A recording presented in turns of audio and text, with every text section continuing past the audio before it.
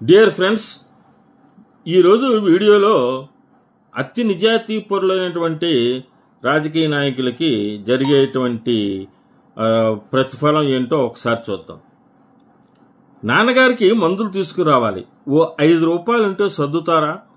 తన్నుకొస్తున్న దుఃఖాన్ని దిగమింగుకుంటూ అడిగాడు ఆయన. ఈ మాటలు అన్నది సాదాసీదా వ్యక్తి అయితే పెద్దగా ఆశ్చర్యం ఉండేది కాదేమో. కానీ 5 రూపాయలు చేబదులు అడిగిన వ్యక్తి టంగుటూరి ప్రకాశం గారి రెండో కుమారుడు హనుమంతరావు గారు. అప్పు అడిగింది తుర్లపాటి కుటుంబరావు గారిని.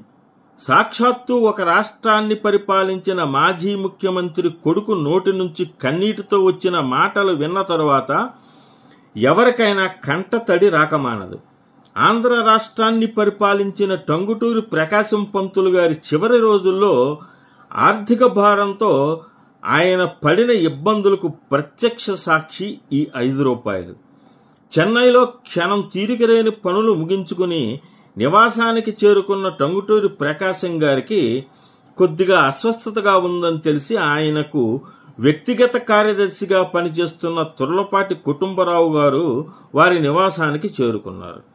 లోపల నుంచి బయటకు వచ్చిన టంగుటూరి ప్రకాశం కుమారుడు తుర్లపాటి కుటుంబరావు గారి దగ్గరికి వచ్చి గద్గద స్వరంతో నాన్నగారికి మందులు తీసుకురావాలి, ఓ 5 రూపాయలు సర్దుతారా అనడంతో షాక్తో తుర్లపాటి కుటుంబరావు గారి నోటి వెంబడి క్షణకాలం మాట రాలేదు. కానీ వెంటనే తేరుకుని ఉబ్బుకు వస్తున్న కన్నీటిని అతి ప్రయత్నం మీద ఆపుకుంటూ జేబులోంచి 5 రూపాయలు తీసి ఆయన చేతిలో పెట్టాడు. ఈ చేదు నిజాన్ని తుర్లపాటి కుటుంబరావు గారు స్వయంగా తన పుస్తకంలో కళ్ళకు కట్టినట్లు వివరించారు. దేశం కోసం తన ఆస్తినంతా ధారపోసి చివరి రోజుల్లో కటిక దారిద్ర్యం అనుభవించినటువంటి టంగుటూరి లాంటి మహోన్నత వ్యక్తులను నేటి భారతంలో ఆశించగలమా? ముఖ్యమంత్రి పదవి అంటే తరతరాలకు సరిపడా ఆస్తులను దాచుకుని తమ వారసులకు పంచిపెట్టే ఒక అద్భుత దీపంగా భావించే ప్రస్తుత రోజుల్లో దేశం కోసం సొంత ఆస్తులను అమ్ముకొని రూపాయికి లేని అటువంటి ముఖ్యమంత్రిని చూడగలమా అంటే చూడలేమనే సమాధానం వస్తుంది. ఈ తరం వేరు, నేటి తరం వేరు. ఆనాటి రాజకీయాలు వేరు, ఈనాటి రాజకీయాలు వేరు.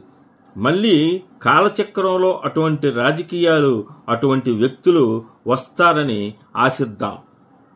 ఈ వీడియో లైక్ చేసి సబ్స్క్రైబ్ చేయవలసిందిగా కోరుకుంటున్నాను.